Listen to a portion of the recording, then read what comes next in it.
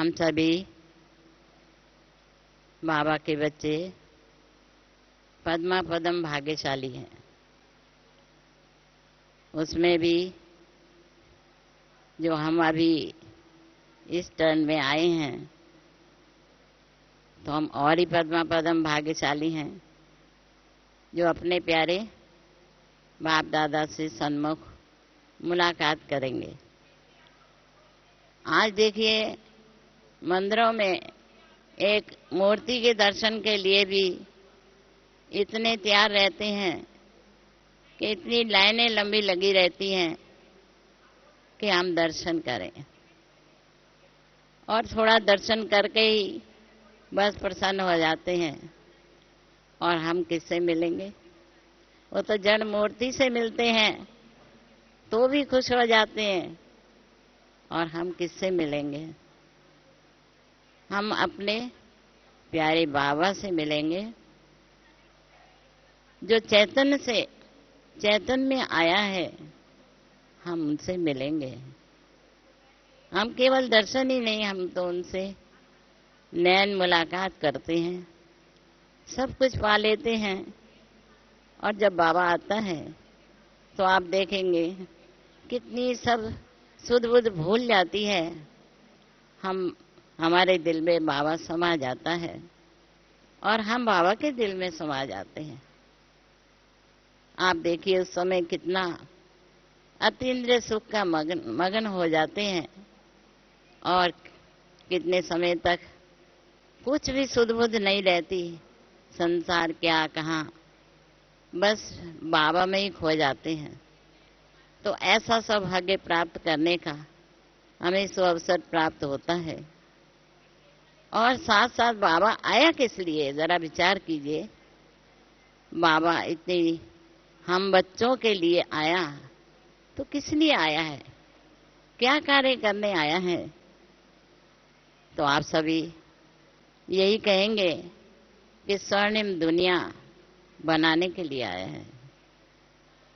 तो आज अभी आपने थोड़े दिन पहले सुना होगा कि ओलंपिक खेल हुए थे दिल्ली में।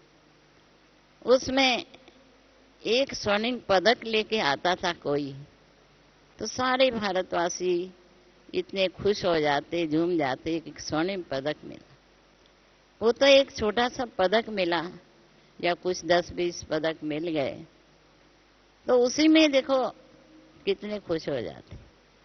और हमारे लिए बाबा सारी ही स्वर्णिम दुनिया देने आया है, जिस स्वर्णिम दुनिया का हम बच्चों ने अपने दिल में साक्षात्कार भी किया है कि किस प्रकार सोने के महल होते हैं, जो कहते हैं सवेरे सवेरे जब सूरज की किरणें निकलती हैं और उन महलों पर पड़ती हैं तो कितने हीरे जवाहरात कैसे चमकते हैं।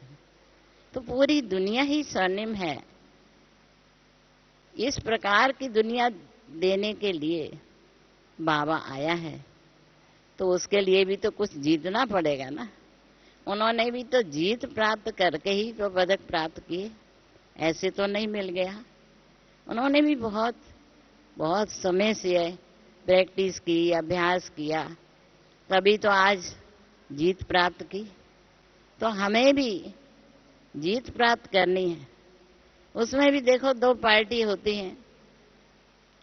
इस प्रकार से हमारे सामने में भी 2 पार्टी हैं, एक माया की पार्टी और एक बाबा ने जो सद्गुण दिए हैं, ज्ञान दिया है, वो हमें हमारे साथ है। तो माया भी अपना पूरा जोर लगाती है और नहीं तो रायल रूप से ही आती है हमारे सामने, पेपर लेने के लिए भिन्न भिन्न रूप से आती है।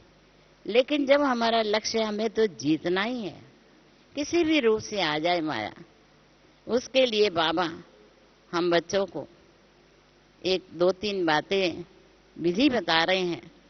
उसे हमें अपने ध्यान में रखें तो हम जीत प्राप्त कर सकते हैं। है छोटी छोटी बातें से बाबा हमें बड़ा सहज करके बताते हैं, कोई मुश्किल नहीं है जीतना। अभी शिवरात्रि, पहली शिवरात्रि पर बाबा ने हम बच्चों से गिफ्ट मांगी कि मुझे गिफ्ट दे दो। और किसकी मांगी आप सबको भी याद होगा, क्रोध की गिफ्ट मांगी। क्रोध की गिफ्ट हम बच्चों ने बाबा के प्यार में दे भी दी, लेकिन फिर थोड़ी सी कमी आ जाती है। कहते हैं अभी आवेश आ गया, तो इस प्रकार से अभी वो उस गिफ्ट को वापस ले लेते। उसके लिए हमें 2-3 बातें ध्यान में रखें। एक चार्ट बना लें। आप कहेंगे चार्ट तो लिखना बड़ा मुश्किल होता है, 2-3 दिन लिखते हैं फिर खत्म हो जाता है। लेकिन उसके लिए केवल एक बात का ही नहीं, लेकिन एक अमृत वेले का और साथ साथ में अपने वरदान स्लोगन को याद करने का भी, ये 3-4 बातें अपने ध्यान पर रख के और क्रोध का विशेष रूप में बस उसके आगे कुछ नहीं लिखना, सिर्फ सामने राइट कर देना है। राइट तो करना आसान है, अपने नंबर लिखकर 1 से लेकर 30 तारीख तक केवल अगर हमने जरा भी मूड ऑफ नहीं हुआ, जरा भी चेहरे के अंदर कुछ भी हमारे संस्कार नहीं दिखाई पड़ा, तो उसके आगे हम लिख दें राइट, और नहीं हुआ तो उसको लिख दें रॉन्ग। आज जो बाबा कहते हैं हम बच्चों को, अपने चलन और चेहरे से बाप को प्रत्यक्ष करो। तो आप हमारे सामने देखते भी हैं कि बाप दादा का चित्र जो हर कमरे में, हर एक के दिल में, बड़े बड़ा सब जगह बाबा का चित्र कितना हर्षित है। आज श्री कृष्ण का भी देखते हैं कि कितना छोटे रूप में, बड़े रूप में कितना आकर्षित करता है। क्यों? कि हर्षित है ना। ऐसे हम देखें, हमारा चेहरा ऐसा है कि कहीं रूप दिन में बदल जाता है, या जरा सी बात सुन करके अंदर में वो चेहरा बदल जाता है, तो बाप को भूल जाते हैं और बात को याद करते हैं। तो उस समय क्या बन जाते हैं, छुई मुई का पेड़ में, जैसे हाथ लगाया और बस मुरझा गए। लेकिन बाप दादा सदा ही देखो, किसी भी रूप में देखो, हमने तो साकार में भी देखा, कैसी भी परिस्थिति आई, कभी बाबा का चेहरे में परिवर्तन नहीं देखा, सदा हंसता मुस्कुराता हुआ। तो बाबा भी हम बच्चों से यही तो चाहता है कि हमारा चेहरा ऐसा सदा मुस्कुराता रहे। इसके लिए बाबा ने दूसरी विधि भी बताई लास्ट की वाणी में कि बच्चे व्यर्थ को बिंदी लगा दो। आप बताइए, बिंदी लगाना कितना आसान है, एक जरा सी बिंदी लगाई, लेकिन बिंदी के अर्थ है ना, बिंदु रूप बनकर के ही तो बिंदी लगेगी ना। कोई बात आ जाए अगर आपके सामने, अपने अनुभव से देखो कि कोई कुछ आपकी कमी कोई बताए या कोई आपकी इच्छा के विरुद्ध कोई कार्य करे, तो क्या उस समय फौरन बिंदी लगती है? नहीं, काफी देर तक उसको चिंतन करते रहेंगे, कभी कभी तो दूसरों को भी वर्णन करते रहेंगे। इस प्रकार से काफी देर तक, कईयों का तो पूरा आधा दिन ही इसी में व्यतीत हो जाता है, किसी का फौरन बिंदी लग जाती। लेकिन बाबा क्या चाहते कि अब बिल्कुल व्यर्थ को फौरन जो बिंदी लगा देगा वही तो पास होगा। नहीं तो आप बताइए, नंबर तो कम हो ही जाएंगे। मानो 1 घंटे बाद, 4 घंटे बाद हमने बिंदी लगाई और फिर कभी लगाई नहीं, उसी दृष्टि से हम देखते रहे, तो क्या हम पास हुए? खुद ही अपने नंबर से देख सकते हैं कि हम कहाँ तक पास हुए। पास विथ ऑनर होना है, केवल पास नहीं होना है हमें, पास विथ ऑनर वाले ही विजय माला का दाना बनेंगे। तो हम ये बाबा की बात को सामने रखकर दूसरी पॉइंट ये याद रखें, फौरन ही हम बात को बिंदी लगा दें, अपने संकल्पों को स्टॉप कर दें, और वही एनर्जी जो व्यर्थ संकल्पों में जा रही है, वो क्यों नहीं, वो एनर्जी हम सेवा में, बाबा की याद में, अन्य आत्माओं को प्रकाश देने में अगर हम यूज करेंगे, तो वो पावर कितनी हमारी पुण्य का खाता जमा होता जाता है।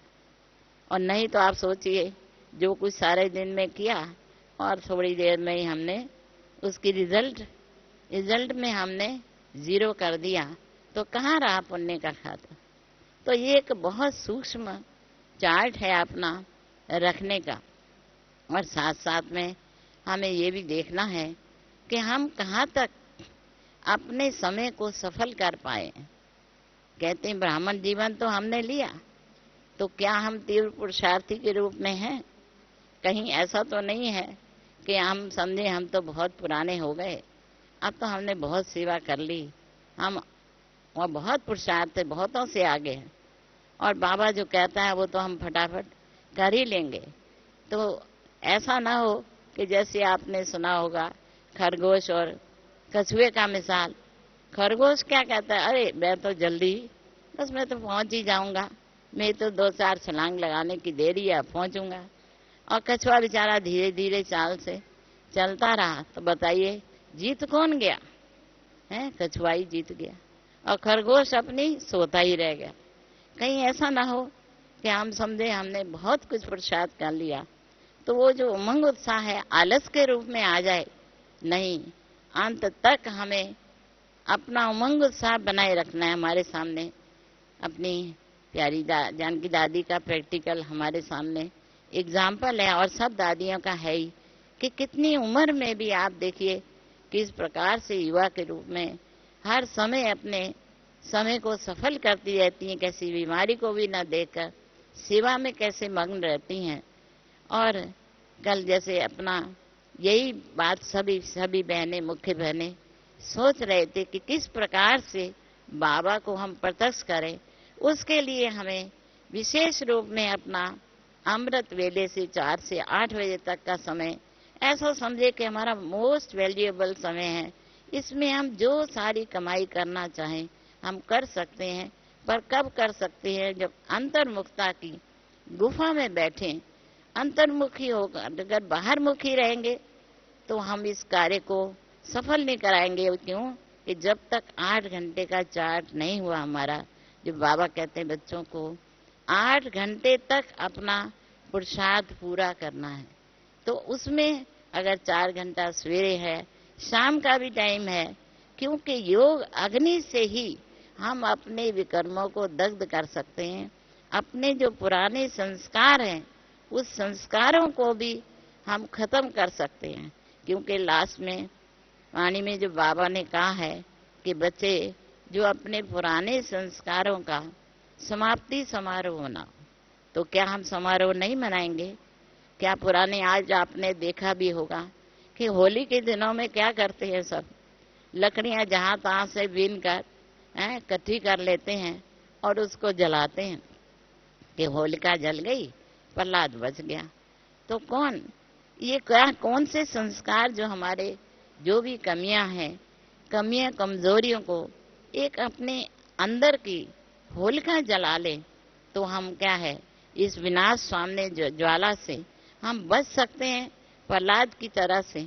तो ये समारोह बाबा कहते हैं बच्चे, मैं सफलता की माला उन बच्चों के गले में डालूंगा। सिर्फ पुराने संस्कार हैं। आप कोई कहते हैं कि मेरा भाव तो नहीं है, पर क्या करूं, ये मेरी नेचर है। पर मेरी नेचर कौन सी? मैं तो आदि की आत्मा हूं। आदि में तो मेरे सतयुगी संस्कार, उसके अंदर तो कोई भी ऐसी कमी थी नहीं। ये तो मध्य वाले रावण के संस्कार हैं, तो मध्य के संस्कार तो मेरे नहीं है ना। तो मेरी चीज तो मेरे पास रहेगी, लेकिन ये तो मेरी है ही नहीं।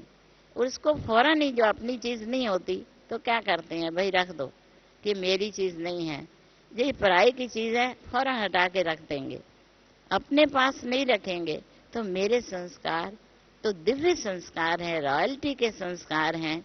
क्योंकि हम रॉयल घराने में, सतयुगी घराने के भी रॉयल घराने में जाने वाली आत्माओं के अब संस्कार कैसे होने चाहिए? बिल्कुल रॉयल होने चाहिए। हमारा रॉयल्टी के संस्कार कैसे होते हैं? बोल भी कितना रॉयल्टी का है, बाबा के बोल कैसे हैं, कितनी रॉयल आत्मा कैसे सम्मान से दूसरों को और मीठे भाव से आज दूसरों को भी बल देती हैं। अभी बाबा ने साथ में हम बच्चों को ये भी बताया कि केवल 3 बातें ही तो धारण करनी है। कैसे दूसरों से भी सर्टिफिकेट लेना है, हर एक का अपने आप से भी सर्टिफिकेट लेना है, दूसरों से भी लेना है और बाबा से भी लेना है। तो 3 बातों को ही हमें बाबा ने बता दिया है। तो उसमें सबसे पहला है कि हम स्नेह, हमारा अपने आप से स्नेह, अपने आप से स्नेह माना पुरुषार्थ से स्नेह, कि हम अपने को ऐसा पुरुषार्थी बने कि एक उदाहरण स्वरूप कि हमारा एग्जाम्पल दूसरे अपने आप देख के करेंगे। ब्रह्मा बाबा ने क्या किया, प्रैक्टिकल करके दिखाया, ये नहीं कि केवल बताया, सामने हमारे हर रीति से हर कार्य में, मनसा में, वाचा में, कर्मना में प्रैक्टिकल एग्जाम्पल बन के दिखाया। तो हमें भी ऐसा एग्जाम्पल अपना फॉलो करना है। तो यही बाबा के स्नेह का रिटर्न करना है। तो बाबा ने कहा ही है, रिटर्न माना क्या है, टर्न करो, सिर्फ टर्न ही तो करना है। ये पुराने संस्कारों को बदल करके दिव्य संस्कार बनाने हैं। तो स्नेह आप देखते हैं, स्नेह कहीं ना कहीं तो होता है, लेकिन हमारा किससे स्नेह हो, अपने गुणों से और दूसरी आत्माओं को, जो आत्माएं बाबा की हैं, तो उन आत्माओं से हमारा स्नेह है। किसी से ज्यादा किसी से कम है, किसी की कमी देख लेते हैं तो स्नेह का पानी खत्म हो जाता है, फिर दुर्भावना शुरू हो जाती है। लेकिन नहीं, हमें तो अपना स्नेह देना ही है। बाबा सबको स्नेह देता है। और स्नेह और स्वच्छता, तो स्वच्छता हमारे जीवन में, जैसे कहते हैं कि आज देखो बाहर की भी स्वच्छता चाहिए, अंदर की भी स्वच्छता चाहिए। आज हर एक कैसा पसंद करते हैं, देखो दुकानदार भी होगा तो कैसा चाहेगा कि जो अंदर बाहर से जो बिल्कुल साफ दिल हो वही चाहेगा। इस प्रकार से बाबा क्या चाहता है कि क्लियर, एकदम साफ दिल, स्वच्छ दिल। तो हमें ऐसा देखना है कि हमारा हृदय एकदम से स्वच्छ और साफ है। कहते हैं चुंबक जो है, जिसमें अगर जंग लगी है तो चुंबक खींचेगा नहीं। तो पर शिव बाबा जो चुंबक है, जो हमारी पूरी स्वच्छता है, तो एकदम हम बाबा के साथ हैं। और वह आत्माएं और आत्माओं को भी खींच सकती हैं, जितनी उनके अंदर, हमारे अंदर स्वच्छता होगी। और तीसरी है ही रूहानियत, कि हमारे अंदर जितनी, बाबा कहते हैं कि हम विशेष आत्मा क्यों हैं। और भी धर्म वाले हैं, वो भी बहुत अच्छे भाषण करते हैं, बहुत अच्छे से, आप देखिए हजारों लाखों की तादाद में होते हैं। लेकिन हम बच्चों में एक अलौकिकता और विशेषता कौन सी है, वो है ही रूहानियत की, कि हम सबको, सर्वधर्म आत्माओं को, सबको उस रूहानियत से देखते हैं। तो हमारी भावना कितनी शुद्ध रहती है कि सब बाबा के बच्चे हैं, सारा विश्व हमारा एक परिवार है। सिर्फ कहते ही नहीं, अंदर दिल से भावना निकलती है और वही स्नेह ऑटोमेटिकली उन तक वो पहुंचता है कि जो भी आत्मा आती है वो सचमुच यहाँ समझते हैं कि यहाँ सबसे ज्यादा प्यार मिला है, प्यार से ही तो हम खिंच करके आए हैं। तो वो कारण ही यही है कि रूहानियत के कारण ही आज हमें वो स्नेह एक दो से होता है। और उसी के साथ साथ में हम स्वच्छता भी होती है। इसी 3 बातों को अगर हमने पास कर लिया तो हमारी जीत अवश्य है, अर्थात विजय है। और साथ साथ में जब स्वर्णिम दुनिया लानी भी है, तो उसके लिए स्वर्णिम विचार, नेगेटिव थिंकिंग तो पूरी हम बच्चों की खत्म तो हो चुकी है, लेकिन थोड़ा थोड़ा बाकी जो कहीं कमी आ जाती है कि अगर ये हमारा स्थान है, ये वो हमारा स्थान है, तो बस थोड़ा सा, क्योंकि मैं से ही शुरू हुआ है हमारा लेसन कि मैं कौन हूँ, और मैं ही बाद में आ जाती है कि मैं, कोई स्टेटस आ गया, कोई चीज हमने इसी विश्वविद्यालय से ही तो हमने ये सब पाया है। तो इसके साथ मैंने नहीं, लेकिन जो कुछ भी किया है, किसने कराया है, बाबा ने कराया, मैंने कुछ नहीं किया। जो सेवा बाबा को करानी है चाहे मेरे द्वारा कराए, चाहे आपके द्वारा कराए, सारी सेवा किसकी है? बाबा की तो है। और बाबा ही कर्म करावन आ रहे। जरा भी निमित्त भाव से जरा भी नीचे आएंगे तो वहीं मैं शुरू हो जाएगी।